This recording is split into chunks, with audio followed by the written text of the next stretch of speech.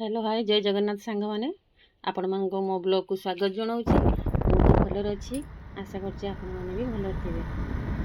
आपण मोर ये भिडियो संपूर्ण भाव में देखूँ तापर जापर जे ब्लॉग टी कौ कारण प्लीज दयाकोरी देखूँ। मु गाड़ी नहीं बाहरी जाइली पछरे मो झील की बसैकी गाड़ी नहीं बाहरी गली। बाहरी गलापर आम दी जन रास्तार जाऊँ बाहर बहुत जोर पवन दूसरा ता भर गाड़ी चल चल मौसी छारी गोपी गोपी चलू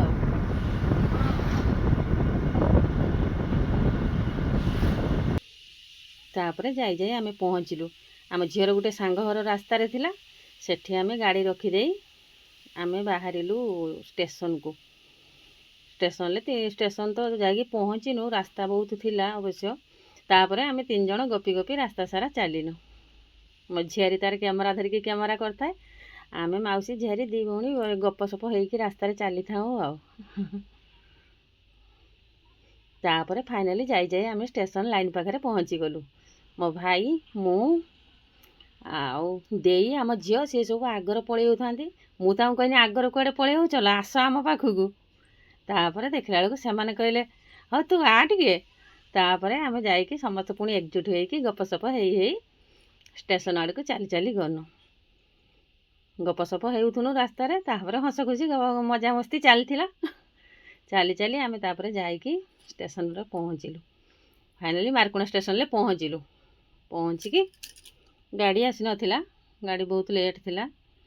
तापर आम जाइकी स्टेशन ले चली चली गलु जाइकी बसिलु आउ गपसप चलता है। भाई कहते आज ट्रेन टा एत लेट ट्रेन देखिकी तापर आम बसिलु बसिकी गपसप कर लोक मैंने भी बहुत ट्रेन को अपेक्षा करते समस्ते चारिआडे बहुत लोक थे। तापर आम बसी बसी मो झीरी तार खाली मोबाइल वीडियो करता आम बसिकी मोबाइल देखु था।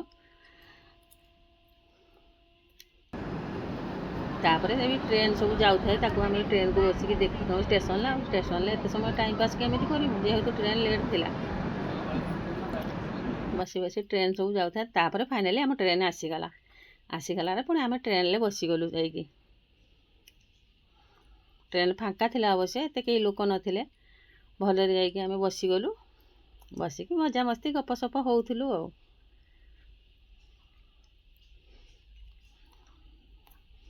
तापरे भाई सेठी ठिया होइकी गप करथुले देकी कौन कहूथुले आम लिजा तार सेठी कौन करथुला एमिति समस्ते मजा मस्ती होउथुलु भाई।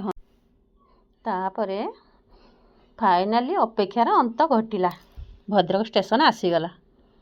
भद्रक स्टेशन आसला मात्रे आम मौसी झीरी पटपट करके ओह्लै पड़लु स्टेशन ले। देई भाई टे आग को चली जाइए मु कहनी देई कुआड़े गला लो देखला बेलू देई मो पछर चलची।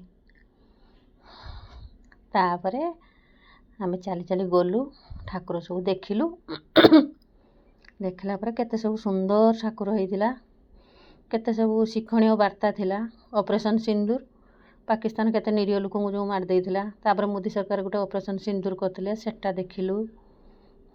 तापरे अहमदाबाद रो जो गुजरात रे जो अहमदाबाद रे जो प्लेन क्रैशटा होइतिला सेटा भी देखिलु।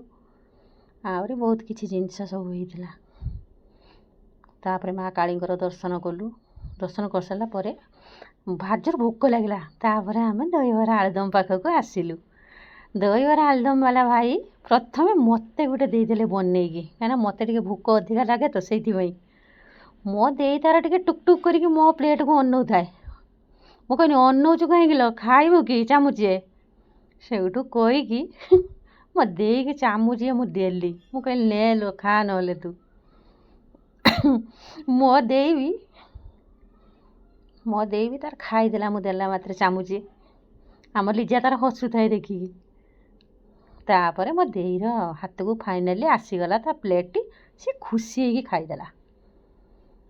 तापर खाई सारा तापर आम पुणी बाहरी आसलु आसला बुलिलु पुलिस भाई जन छुड़ा होते सेठी। तापर मेढ़ सब केते सुंदर होइतिला डेकोरेट बहुत सुंदर थिला देखंतु केते सुंदर देखा जाउची। देखिए आम भीतर को धीरे धीरे गलु गाइडलाइन जहाँ थिला तांकर मानिकी आम भीतर को गलु ଭିତରକୁ ଗଲା ପରେ ଗଲା ପରେ ସବୁ ଠାକୁରଙ୍କୁ ଦର୍ଶନ କଲୁ। ଲୋକମାନେ ବି ଥିଲେ, ଅବଶ୍ୟ ଭିଡ଼ କମ୍ ଥିଲା। ଦିନରେ ଆମେ ଯାଇଥିଲୁ ନା, କାହିଁକିନା ଆମ ଘର ଦୂର, ଆମେ ରାତିରେ ଯାଇକି ଏତେ ଦେଖିପାରିବୁନି ନା, ସେଇଥିପାଇଁ ଆମେ ଦିନରେ ହିଁ ଯାଇଥିଲୁ। ସବୁ ଜିନିଷ ଆମେ ଦେଖିଲୁ। ଦେଖନ୍ତୁ କେତେ ସୁନ୍ଦର ଦେଖାଯାଉଛି। ଡେକୋରେଟ୍ ବହୁତ ସୁନ୍ଦର ହିଁ ଥିଲା। ଭଦ୍ରକର କାଳୀପୂଜା ଆଜ୍ଞା ବହୁତ ନିଆରା, ବହୁତ ସୁନ୍ଦର। ଓଡ଼ିଶାର ପ୍ରସିଦ୍ଧ ଭଦ୍ରକ କାଳୀପୂଜା ସତରେ ଦେଖନ୍ତୁ କେତେ ସୁନ୍ଦର ହେଇଛି। ଦେଖନ୍ତୁ କେତେ ସୁନ୍ଦର ସବୁ ହେଇଛି। ଠାକୁର ମୂର୍ତ୍ତି ବଢ଼ିଆ ସୁନ୍ଦର ହେଇଥିଲା। ବହୁତ ମୋ ଦେଇ ସବୁ ଦେଖୁଥାଏ। ତାପରେ ମା କାଳୀଙ୍କର ଦର୍ଶନ ଆମେ କଲୁ। କେତେ ସୁନ୍ଦର ମା, କେତେ ସୁନ୍ଦର ଦେଖାଯାଉଛନ୍ତି। ତାପରେ ଆମେ ପଳେଇ ଆସିଥିଲୁ। ସେଠାରୁ ଦୁନିଆ ଜିନିଷ ବିକ୍ରି ହେଉଥିଲା ନା, ତାପରେ ମୁଁ ପଳେଇ ଆସିଥିଲି କାନଫୁଲ ଦେଖିବାକୁ। କେତେ ସୁନ୍ଦର କାନଫୁଲ ସବୁ। ମୁଁ ତ ଦେଖିକି ଦୁଇଟା ନେଇ ଆସିଲି। ମୋ ଦେଇ ବି ଟିକେ ଆସିକି ଦେଖିଥିଲା, କହିଲା କ'ଣ ଦେଖୁଥିଲ? ମୁଁ କାନଫୁଲ। କହିଲା ହଁ ଭଲ ଲାଗୁଛି। ତାପରେ ସବୁ ଜିନିଷ ବୁଲାବୁଲି କରିକି ଏମିତି ଦେଖିଲୁ। କାନଫୁଲ ଦୁଇଟା ନେଇକି ଆସିଲି। ଦେଇ ମୁଁ କେତେ ଦୋକାନ ସବୁ ପଡ଼ିଥାଏ। ତାପରେ ପୁଣି ଆସିକି ପୁଣି ଆଉ ଗୋଟେ ଦୋକାନକୁ ଗଲୁ। ସେଠି କିଛି ଜିନିଷ କିଣିଲୁ। ଖରା ମାନେ ପ୍ରବଳ ଖରା ଆଜ୍ଞା ହେଇଥାଏ। ଦେଖୁନାହାନ୍ତି କେତେ ଖରା, ଭଗବାନ ମୁଣ୍ଡ ଖରାପ ହେଇଯାଇଥାଏ। ଏତେ ଖରା, ମନ ହେଉଥାଏ ଖାଲି କେଉଁଠି ଟିକେ ବସି ପଡ଼ନ୍ତି କି। ଆମ ଝିଅ ତ ତାର ମୁଣ୍ଡର ଷ୍ଟଲ୍ ଗୁଡ଼େଇ ଦେଲା, ଏତେ ଖରା ସମ୍ଭାଳି ପାରିଲାନି। ଦେଖନ୍ତୁ କହିଲା କେତେ ଖରା, ପୁରା କଳା କାଠ ପଡ଼ିଗଲାଣି ସମସ୍ତେ। ମୁଁ ତ କହୁଥାଏ ମୋତେ ଗୋଟେ ପାଣି ବୋତଲ କିଣିଦିଅ, ମୁଁ ମୋର ଧରିକି ପିଇକି ବୁଲିମି। ହେଲେ କ'ଣ ହେବ, ଯାଇଛୁ ବୁଲିବା ପାଇଁ, ଖରା ହେଉ ଯାହା ହେଉ ବୁଲିବାକୁ ପଡ଼ିବ ଆଉ। ଏଣେ ପାଦ ବଥାକୁ ଏଣେ ଖରା, ହେ ଭଗବାନ। ଯାହାହେଲେ ଭଦ୍ରକ ଆସିଛେ ବୁଲି ଦେବାକୁ ଆଉ ଠାକୁର ଦେଖିବାକୁ, ଯେତେବେଳେ ତ ଆଉ କଷ୍ଟ କ'ଣ ସହିବାକୁ ପଡ଼ିବ ତ ଆଉ। ତାପରେ ଏମିତି ସବୁ ଚାରିପଟରେ ଦୋକାନ ସବୁ ବସିଥାଏ। ଆମେ ଦେଖି ଦୋକାନ ସବୁ ଚାଲିଲୁ। ତାପରେ ଆମେ ଆସିକି ଷ୍ଟେସନରେ ପହଞ୍ଚିଲୁ। ଭାବିଲୁ ଲିଫ୍ଟରେ ଆମେ ଚାଲିଯିବୁ, ଗୋଡ଼ ତ ବଥା ହେଇଯାଇଛି, କିନ୍ତୁ ଆମକୁ ଲିଫ୍ଟଟି ଧୋକା ଦେଇଦେଲା ଆଜ୍ଞା। ଆମେ ଯାଇକି ଲିଫ୍ଟ ପାଖରେ ପହଞ୍ଚିଲା ବେଳକୁ ଲିଫ୍ଟ ଖରାପ ହେଇଯାଇଛି। ଆମେ କହିଲୁ ହାୟରେ ଆମ ଭାଗ୍ୟ, ଆମର ବେଳକୁ ତ ଖରାପ ହେବାର ଥିଲା ନା। ଦେଖିଲା ବେଳକୁ ମନ କଷ୍ଟ ହେଇଗଲା। ଭାବିଥିଲୁ ଲିଫ୍ଟ ଟିକେ ସଟାଙ୍ଗ ଯାଇକି ଆରପଟରେ ପହଞ୍ଚିଯିବୁ ଆଉ। ସେଇଠୁ ଆମ ଝିଅ କହିଲା ହଉ ମନ ଦୁଃଖ କରନି, କ'ଣ କରିବା, ଟିକେ ଫଟୋ ଉଠେଇଦେବା ଏଇଠି। ତାପରେ ପୁଣି ଟିକେ ମୁହଁର ହସ ଫୁଟି ଉଠିଲା। ହେଲେ ହଉ ଆଉ। ତାପରେ 4 ଜଣ ମିଶିକି ଟିକେ ଫଟୋ। ମୋ ଭାଇ ତାର ତଦନ୍ତ କଥା, ସତରେ ଲିଫ୍ଟ କ'ଣ ଖରାପ ହେଇଯାଇଛି ନା, ସେ ତାର ବୁଲି ଦେଖୁଥାନ୍ତି ସବୁ। ମାନେ ଭାଇ ଆସ ଫଟୋ ଉଠେଇବା, ସେ ଖରାପ ସତରେ ହେଇଯାଇଛି କହିକି। ତାପରେ କହିଲୁ ତାହେଲେ ଆମେ ବ୍ରିଜ୍ ଦେଇକି ସେଠାରେ ଚଢ଼ିକି ଯିବା ଆଉ କ'ଣ କରିବା। ଠାକୁର ଦେଖତେ ଆସିଛେ ଯେତେବେଳେ ସେପଟକୁ ଯିବାନି କେମିତି ଯେ, ମେନ୍ ଠାକୁର ତ ସେପଟ ପଥର କାଳି ଅଛନ୍ତି ନା। ତାପରେ ଫଟୋ ଟିକେ ଉଠାଉଠି କଲୁ। ତାପରେ ଫାଇନାଲି ଆମେ ପାହାଚ ଗୋଟେ କରିକି ଚଢ଼ିଲୁ। ଗୋଡ଼ ତ କାଟୁଥାଏ ବହୁତ ଜୋରସେ, ହେଲେ କ'ଣ କରିବା, ଠାକୁର ତ ଦେଖିବାକୁ ଯିବା ନା। ଯାହା ଏକ୍ସରସାଇଜ୍ ବି ଏକ ପ୍ରକାର ହେଇଗଲା। ଗୋଟେ କରିକି ପାହାଚ ଚଢ଼ି ଆମେ ଉପରକୁ ଗଲୁ। ଯାଇକି ବ୍ରିଜ୍ ପରେ ପୁଣି ଯାଇକି ଗୋଟେ କରିକି ଚାଲିଥାଉ ସେମିତି ଗୋଟେ ଯାଇକି ପହଞ୍ଚିଲୁ। ଗୋଡ଼ ତ ଭୀଷଣ କାଟୁଥାଏ। ତାପରେ ଆସିକି ଦେଖିଲୁ ମୋ ଦେଇ ସେଠି ତାର ବେଡ଼ସିଟ୍, ଆମେ ଏପଟ ସେପଟ ସବୁ ଦେଖୁଥାଉ, ମୋ ଦେଇ ତାର ସେଠି ବେଡ଼ସିଟ୍ ରେଟ୍ ବୁଝିବାରେ ବ୍ୟସ୍ତ। କେତେ ଲେଖା ବେଡ଼ସିଟ୍ କ'ଣ ସେ ତାର ଦେଖିଲା। ବହୁତ ସୁନ୍ଦର ଦେଖାଯାଉଥିଲା ବେଡ଼ସିଟ୍ଟା। ମୋର ପାଣି ବୋତଲ ଗୋଟେ କିଣି ଦେଇଥିଲା, ମୋର କାନ୍ଧରେ ପକେଇକି ବୁଲୁଥିନି। ଖରା ହେଇଥିଲା ନା, ଖରା ସମ୍ଭାଳିବନି। ତାପରେ ଗଲୁ ପୁଣି ଚାଲିଲୁ ଆଗକୁ 4 ଜଣ। ତାପରେ ଆଗକୁ ଗଲୁ। ଲୋକମାନେ ବି ବହୁତ ଯାଉଥିଲେ। କେତେ ଲୋକ, ଦୁରିଆ ଲୋକମାନେ ଦିନରେ ସବୁ ଦେଖିବାକୁ ପଳେଇ ଆସିଥିଲେ ବୋଧେ, ଆମେ ଯେମିତି। ଦେଖନ୍ତୁ କେତେ ଦୋକାନ ବଜାର ସବୁ ପଡ଼ିଛି। 2 ସାଇଡ଼୍ରେ ତ ଦୋକାନ ପୁରା ଭରି ହେଇଥିଲା। ଆମ ଝିଅ ତାର ଆଗରେ ଚାଲିଛି। କେତେ ଜିନିଷ ବିକ୍ରି ହେଉଛି। ସେଠି ଗୋଟେ ପାମ୍ପଡ଼ ଭାଇ ବିକୁଛନ୍ତି, ଏଠି ଲସି, ଆହୁରି ଏଠି ସବୁ ବିକ୍ରି ହେଉଥିଲା କେତେ ଜିନିଷ। ଆହୁରି ଆଗକୁ ଏଠି ମଙ୍ଗଳସୂତ୍ର, ଚୁଡ଼ି, ଶଙ୍ଖା ସବୁ କେତେ କ'ଣ ବିକ୍ରି ହେଉଥାଏ। ଏଠି ତ ଚଷମା ବିକ୍ରି ହେଉଥାଏ। କେତେ କ'ଣ ଜିନିଷ, କେଉଁ ଦୋକାନ। ତାପରେ ଆମ ଗାଁ ପିଲା ଗୋଟେ ଦେଖା ହେଲା। ସେ ପାନ ଷ୍ଟଲ୍ ଲଗେଇଥିଲା। ମୋତେ କହିଲା ଦେଇ ତୁ କୁଆଡ଼େ ଆସିଥିଲ?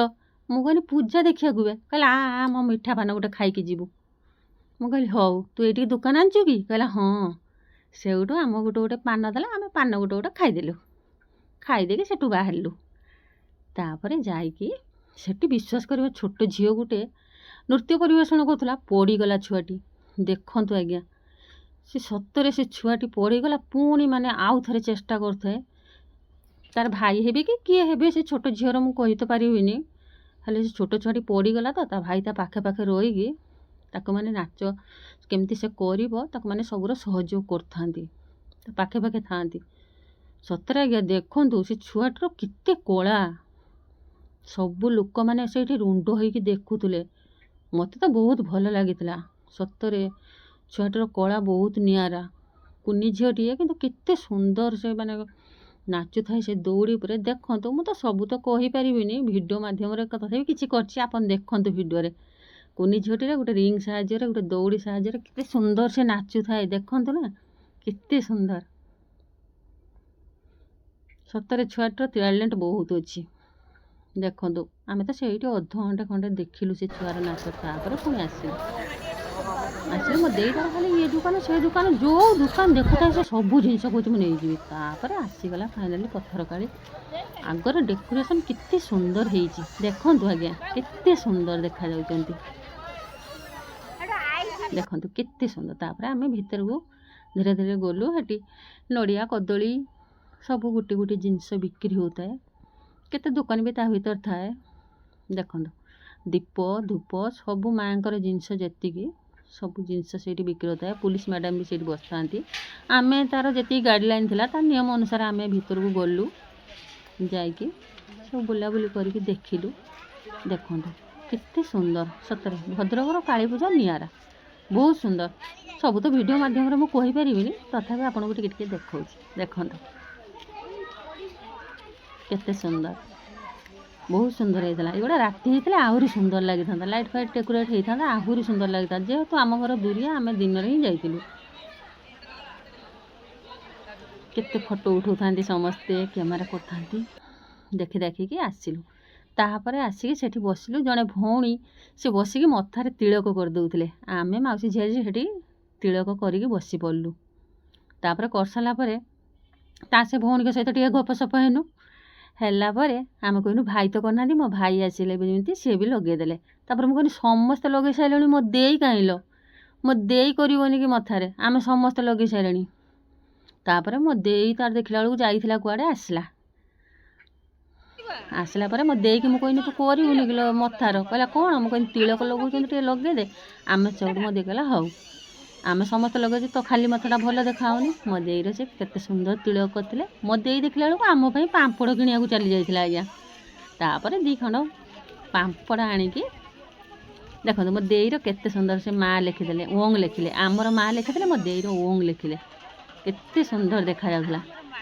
ତାପରେ ମୋ ଦେଇ 2 ଖଣ୍ଡ ପାମ୍ପଡ଼ ଆଣିକି ବଡ଼ ବଡ଼ ଆମକୁ ଧରେଇଥିଲା। ଆମେ ମାଉସୀ ଝିଅରେ ତାକୁ ଟୁକ୍ ଟୁକ୍ ଟୁକ୍ ଟୁକ୍ କରିକି ବସିକି ଖାଇଦେଲୁ। ତାପରେ ମୋ ଭାଇ ତାର ଆଣିକି ମକା ବସିକି ଚଲେଇଛନ୍ତି ଆଉ। ମୋତେ କହିଲେ ତୁ ଖାଇବୁ କି? ମୁଁ କହିଲି ନା ମୁଁ ମକା ନା ମୁଁ ପାମ୍ପଡ଼ ଖାଇଥିଲି, ମୁଁ ମକା ଖାଇବିନି। କହିଲେ ଖାଉନୁ ଗୋଟେ? ମୁଁ କହିଲି ନା ମୁଁ ଖାଇବିନି। ଭାଇ ତାଙ୍କର ଖାଇଲେ, ମାନେ ତମେ ଖାଅ। ତାପରେ ଆମେ ଆସିଲୁ ଗୋଟେ ଫାଷ୍ଟଫୁଡ଼୍ ଦୋକାନକୁ। ସେଠି ଆସିକି ସମସ୍ତେ ଯିଏ ଯାହାର ପସନ୍ଦ ଅନୁସାରେ ଜିନିଷ ଆଣିଲୁ। ଭାଇର ମଞ୍ଚୁରିଆନ୍, ମୋ ଦେଇର ହେଲା ଚାଟ୍ ଆଣିଥିଲା, ଲିଜାର ଚାଉମିନ୍, ତାପରେ ମୋର ମଞ୍ଚୁରିଆନ୍। ତାପରେ ଆମେ ବସିକି ଗପସପ ହେଇକି ଟିକେ ଗୋଡ଼ର ହାଲିଆ ମାନିଲୁ। ଟିକେ ବସିଗଲୁ ତ ଭଲ ଲାଗିଲା ଅବଶ୍ୟ। ଖରାରେ ପୁରା ଟାୟାର୍ଡ଼ ହେଇଯାଇଥିଲୁ, ଏଣେ ଗୋଡ଼ ପ୍ରବଳ ବିନ୍ଧୁଥାଏ ବୁଲାବୁଲି କରିକି। ତାପରେ ଆମେ ଖାଇଲୁ ସମସ୍ତେ ବସିକି। ଖାଇବା ପିଇବା ଏମିତି ଧୀରେ ଧୀରେ ସରିଲା। ଖାଇସାରିକି ତାପରେ ଆମେ ଚୁଡ଼ି ଦୋକାନକୁ ଆସିଲୁ। ଦେଖନ୍ତୁ କେତେ ସୁନ୍ଦର ନାଲି ନେଳି ଗୋଲ୍ଡେନ୍ ବହୁତ ପ୍ରକାର ଚୁଡ଼ି ରଖିଥିଲା। ଦେଇଗଲା ବାଉ ତୁ ଗୋଟେ ଚୁଡ଼ି ନେଉନୁ ଲୋ। ମୁଁ କହିଲି ନା ଲୋ ମୁଁ ନେମିନି। ଦେଇଗଲା ନେ ଦେଖ। ଭାଇ ଗଲା ନେଉନୁ। ମୁଁ କହିଲି ହଉ। କହିକି ଆମେ 2 ଭଉଣୀ ଚୁଡ଼ି ଦେଖିଲୁ। ଚୁଡ଼ି ଦେଖିକି 2ଟା ଚୁଡ଼ି ଆଣିଲୁ। ଆମ ଲିଜା ତାର ଖାଲି କଥା ନେ। ତାପରେ ଫାଇନାଲି ଆମେ ଷ୍ଟେସନକୁ ପୁଣି ଥରେ ପଳେଇ ଆସିଲୁ ଆମ ଘରକୁ ଫେରିବା ପାଇଁ। ଗାଡ଼ି ଅପେକ୍ଷାରେ ବସିଲୁ। ଦେଖନ୍ତୁ ଆଜ୍ଞା ମୁହଁ କାନ କେମିତି ଦେଖାଯାଉଛି, କଳା କାଟ। ଭଗବାନ, ଖରା ଏତେ ଜୋର ହେଇଥାଏ ଅପେକ୍ଷା। ତାପରେ ଆମେ ବସିଲୁ। ଦେଖନ୍ତୁ ତାପରେ ବସି ବସି ଟ୍ରେନ୍କୁ ଅପେକ୍ଷା କରିଥାଉ। ତାପରେ ଅପେକ୍ଷାର ଅନ୍ତ ଘଟିଲା। ଫାଇନାଲି ଟ୍ରେନ୍ ଆସିଲା, ଆମେ ଟ୍ରେନ୍ରେ ବସିଲୁ। ବାପରେ ଟ୍ରେନ୍ରେ ଏତେ ଭିଡ଼ ଦେଖନ୍ତୁ। ଯାହା ବି ହଉ ଭିଡ଼ ହେଲେ ବି ଆମକୁ ସିଟ୍ ମିଳିଯାଇଥିଲା। ଆଉ ସବୁ ଟ୍ରେନ୍ ଯାଉଥାଏ, ଟ୍ରେନ୍ରେ ବସିକି ଆମେ ଦେଖୁଥାଉ। ତାପରେ ଆସିକି ଆମେ ଆମ ଜାଗାରେ ଓହ୍ଲେଇ ପଡ଼ିକି ଟ୍ରେନ୍ ତାର ଆଗକୁ ପଳେଇଗଲା। ଆମେ ପୁଣି 4 ଜଣ, ଗୋଡ଼ ତ ଉଠୁନଥାଏ, କ'ଣ କରିବା। ତଥାପି ଆମେ କ'ଣ କରୁଛୁ ନା ମଜାମସ୍ତି କରିକି, ଭାଇ ତାଙ୍କର ମଜାମସ୍ତି କରୁଥାନ୍ତି। କହିଲେ ହଉ ମଜାମସ୍ତି କଲେ ଆଉ ଗୋଡ଼ର ବଥା ତୁମକୁ ଜଣାପଡ଼ିବନି, ଚାଲି ଚାଲି ଆମେ ଚାଲିଯିବା କିଛି ବାଟ ଆଉ କହିକି ଘରକୁ ତ ଯେମିତି ହେଲେ ଫେରିବାର ଅଛି ନା। ଆଉ ପୁଣି ମଜାମସ୍ତି କରି ପୁରା କିନ୍ତୁ ଟାୟାର୍ଡ଼ ହେଇଯାଇଥିଲୁ, ଗୋଡ଼ ହାତ ପ୍ରବଳ କାଟୁଥାଏ। ଭାଇ କହିଲେ ମଜାମସ୍ତି କରିକି ଚାଲ, ଆଉ ଗୋଡ଼ ମାନେ ଥକା ଲାଗିବନି। ମୁଁ କହିଲି ହଉ କହିକି ଆମେ ଏମିତି ଖୁସି ମଜା କରିକି 4 ଜଣ ଚାଲିଲୁ। ସେତେବେଳକୁ ମୁଁ ଅନ୍ଧାର ହେଇ ଆସିଲାଣି, ସନ୍ଧ୍ୟା ସନ୍ଧ୍ୟା ଆସିଲୁ। ଗପି ଗପି ଗପି ଗପି ଆମେ ଏମିତି ଚାଲିଥାଉ ଆଉ କ'ଣ କରିବା। ଭାଇ କହୁଥାନ୍ତି କ'ଣ କ'ଣ ଆଣିଲୁ ଜିନିଷ? ମୁଁ କହିଲି ଏତେ ଜିନିଷ ଆଣିଛି। ଏମିତି ସବୁ ଗପସପ ହେଇକି ମୋ ଦେଇ ତାର ହସୁଥାଏ, ଆମ ଲିଜୁ ତାର ଖାଲି ଭିଡ଼ିଓ କରୁଥାଏ। ଏମିତି ହେଇକି ଆମେ ଆସିଲୁ ଆଉ। ତାପରେ ଦେଖନ୍ତୁ ଚାଲିଥାଉ ରାସ୍ତା ସରିବନି କି ଆଜି? ଭଗବାନ, ଗୋଡ଼ ତ ବିନ୍ଧିଲାଣି ଯେତେ ଜୋରସେ। ଯାହା ହଉ ଆମେ ଷ୍ଟେସନ୍ ଆର ପାଖକୁ ଆସିଲୁ। ଆଉ ମୁଁ ଗାଡ଼ି ଚଲେଇବା ଅବସ୍ଥାରେ ନଥିଲି। ଭାଇକି କହିଲି ଭାଇ ତମେ ଚଲାଅ, ମୁଁ ବସୁଛି, ମୁଁ ଆଉ ଗାଡ଼ି ଚଲେଇ ପାରିବିନି, ମୁଁ ବହୁତ ଟାୟାର୍ଡ଼। ଭାଇ କହିଲେ ହଉ ତୁ ବସେ, ମୁଁ ତତେ ନେଇଯିବି। ତାପରେ ଆସିକି ଘରେ ପହଞ୍ଚିଗଲି। ଜୟ ଜଗନ୍ନାଥ। ରହୁଛି। ଆପଣଙ୍କୁ ଯଦି ଭଲ ଲାଗିଥିବ ଚ୍ୟାନେଲଟିକୁ ସବସ୍କ୍ରାଇବ୍ କରିବେ। ରହିଲି, ବାଏ ବାଏ।